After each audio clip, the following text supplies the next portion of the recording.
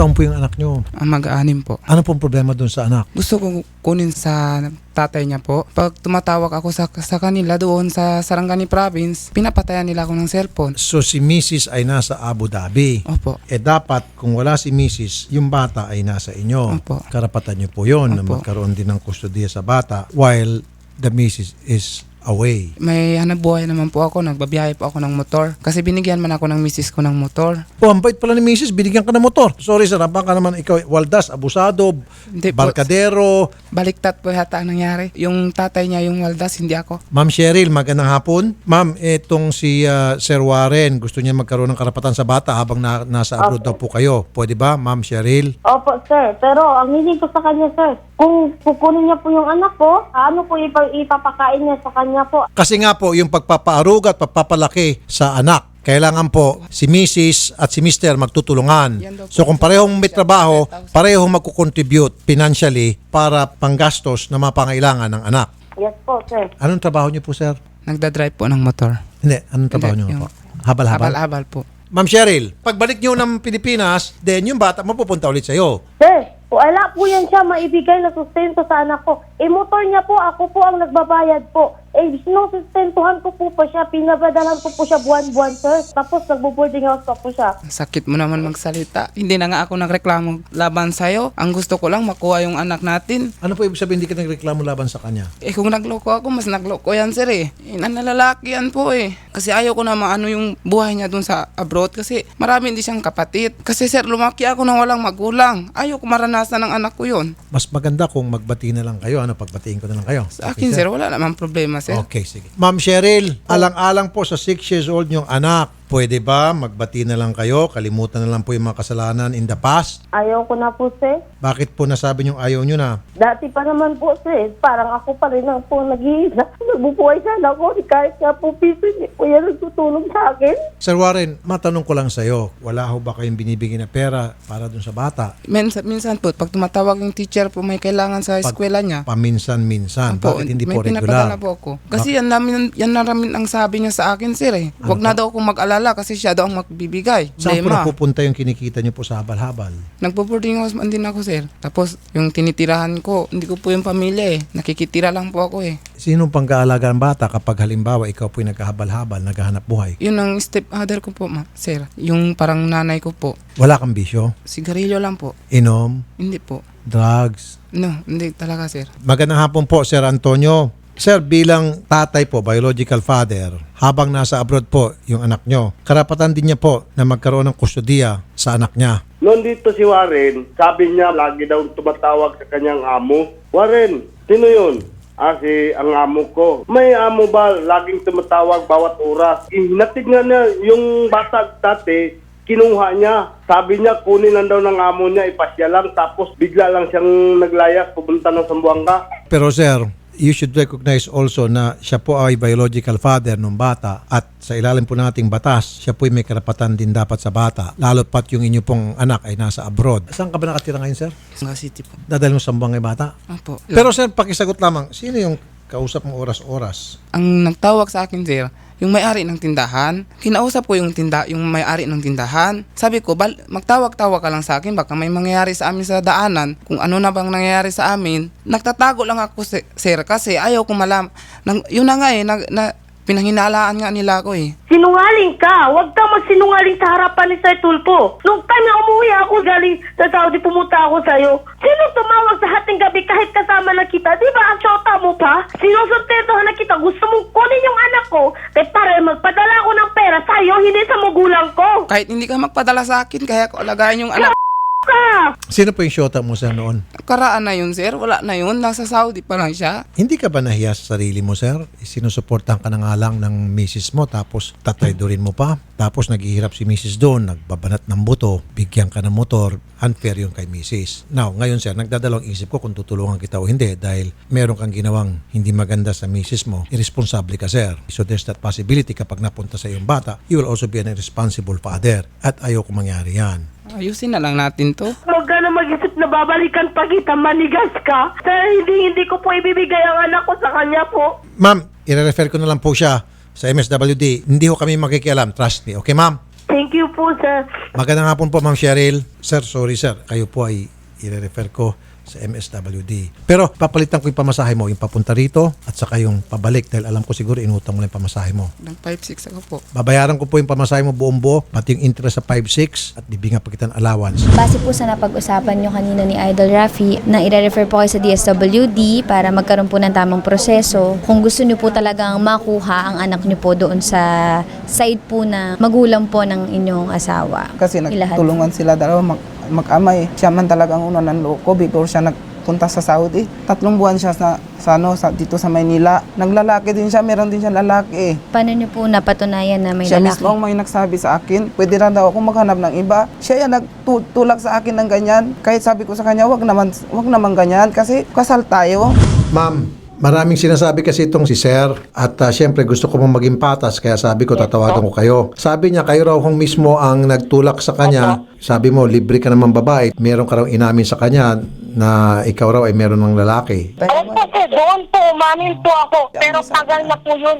Nagkakatawaran na po yung kami, sir. Nasa Saudi po ako. Muntik na matay yung tatay ko dahil sa kanya. Bakit, sir? Nagkaroon po siya ng syota nung sa Tambuanga po siya na nakita po ng lahat ng pamilya ko sa Jinsan po na pinost pa niya po sa Facebook po na nakasabak pa yung babae sa kanya po. Ano po yung nakasabak? Yung nakatanday po sa hita niya po. Bakit mo kasi pinost pa sa Facebook? Paano pinagmamayabang mo pa na ikaw ay... Hindi naman ako Pinost nag-post niya yan, po sir. yan. Ang nakakita po, pamangkin Yung ko po. dati kong shoota, hindi ko naman alam sir na post niya.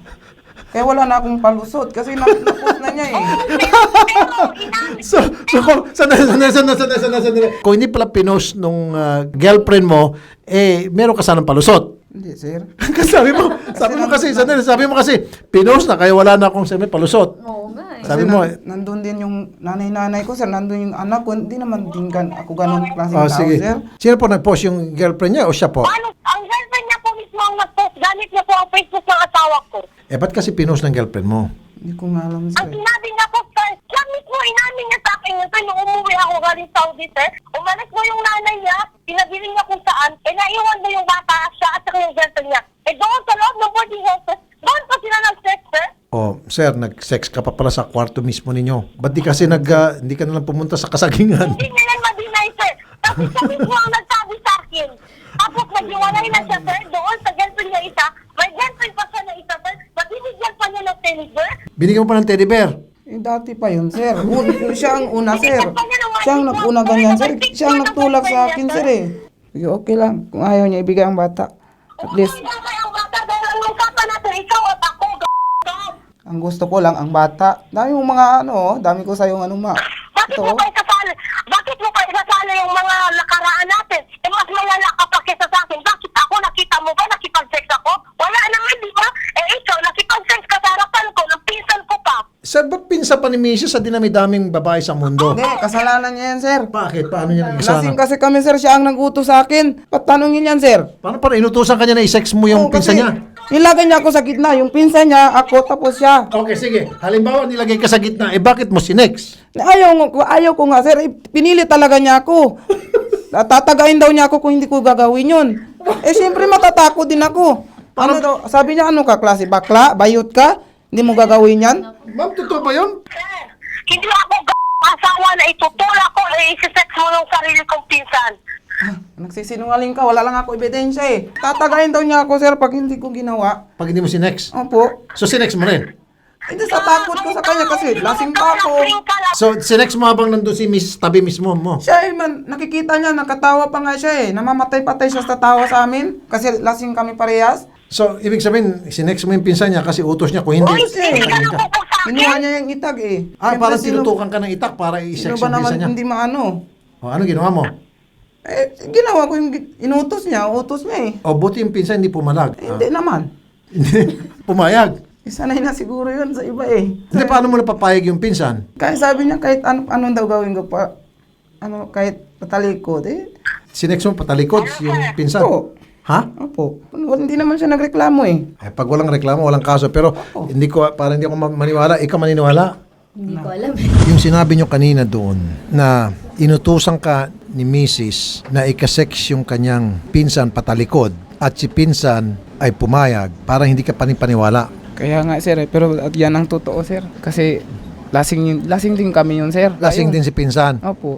Lasing din si Mrs. Si Mrs. hindi lasing. O bakit? Kami lang dalawa ang lasing. Saan ka nakakita na yung Mrs. papayagan ng i-sex ni Mr. yung pinsan niya? Hindi ko rin naisip, sir eh. Basta yun ang naalala ko, yun, hindi ko makalimutan. Hinabol pa nga niya ako, sir, pagkatapos namin eh. Sinong habol sa'yo? Si Mrs. nagalit din siya pagkatapos. Anong ginawa niya? Hinabol niya ako ng itak. Tumayo na siya, tapos hinawakan niya. Di tumalon na rin ako. Tumalon ka? Tumalon din yung pinsan niya. Sabi ko nga sa kanya, Buti ikaw- hindi ka nahabol.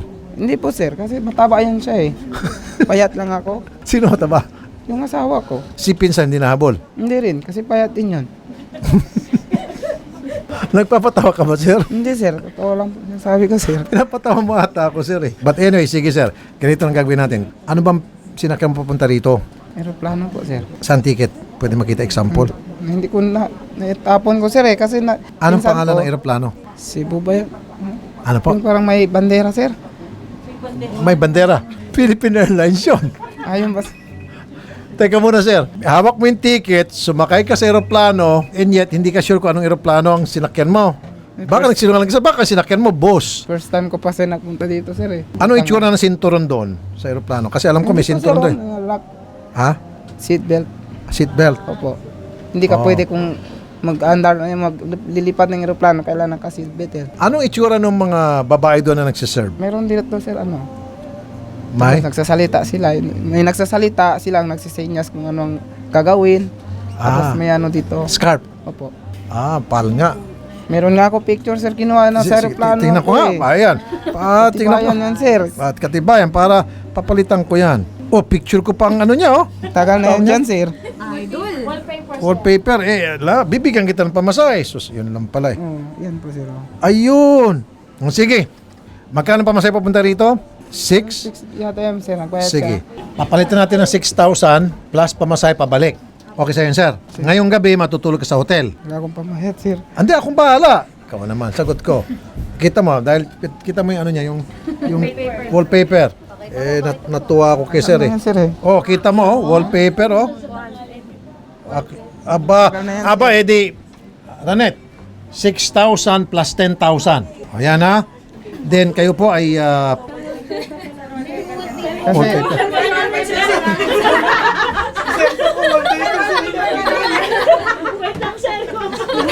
Kasi binubuli ako ng mga kasama ko, sir. Kala daw nila ako. Sabi ko, hindi. Ano sabi? Sabi nila, kala daw nila ako. Pero sabi ko, hindi. Idol ko yan. Kaya yan gilagay ko. Akala daw ng mga katrabaho niya, siya ito. Oo nga naman. Tingnan mo, di ba siyempre. Ano sabi mo nung sinabi magkamukha tayo? Sabi ko, hindi. Ginawa ko yan wallpaper kasi matagal ko na gusto pumunta dyan. Saka idol ko yan. Lagi ko pinapuno Oo sa nga, magkahawig nga YouTube, kami ni sir. Oo. Tingnan nyo, hindi, totoo lang, tingnan mo sir. Hindi, si sir. Tingnan mo. Kaya magkahawig kami ni sir. Di ba sir, ganun ka sir? Di ba? Okay. Sige. Sir, 6,000, Ranet. Balik natin kay sir. Pa-hotel namin sir, libre yun. Akong bahala pati pagkain nyo sir. Aeroplano, pabalik, plus 10,000. Okay na ba yun sir? Okay na po, sir. Okay na. Bali 16,000 ibibigay natin sa kanya plus ticket. Okay, sir. Ha? Okay. Ay, pwede. Para makita ng buong mundo na kakambal ni sir andito. Smile po. Kakambal kami ni sir. 1, 2, 3. Bibigyan na po sa inyo 16,000 plus yung pamasahe nyo balik. So yan po'y ginagawa ko dahil kayo po'y pumunta rito at wala ko kami may tulong ngayon at ito naman po may tulong namin kahit papaano para naman mabawasan nyo pong yung pagod nyo at sama ng loob, okay? Salamat sir ha. Ingat po sir. Ingat kambal. Kambal eh. Ano sir, kung ilalagay ko yung picture mo naman dito sa profile ko. Kasi para pagkamalian tayo. Okay sir, okay sir.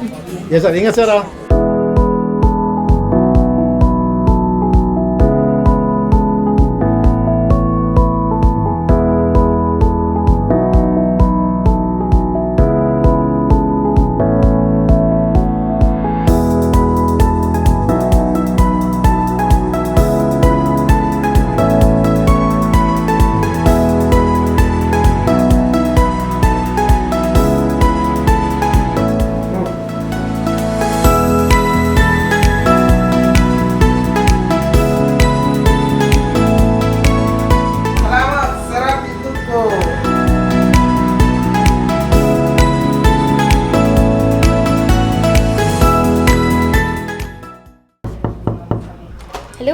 magandang umaga, Sir Warren. Handa na kayo ba umuwi sa Zamboanga? Okay. Sige po, kunin niyo na po yung mga gamit na.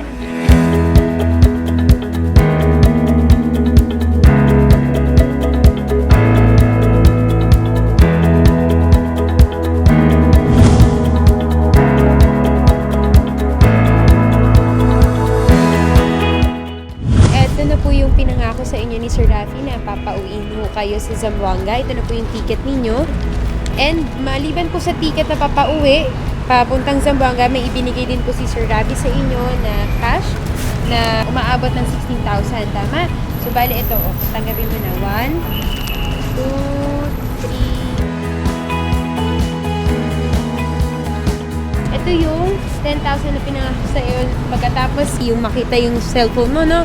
Na picture ni Sir Rafi yung wallpaper ninyo. And maliban dyan, may 1, 2, 3, 4, 5, 6,000 para naman yan dun sa ticket na ginastos ninyo mula Zamboanga hanggang Manila. Okay? Sir Rafi, salamat. At kahit hindi ko man nakamit yung kagustuhan ko na kunin yung anak ko, at least tinulungan mo ko pauwi ulit sa Zamboanga, binigyan mo ko ng ticket at binigyan mo ko ng pera. Salamat talaga, idol, at idol na idol kita.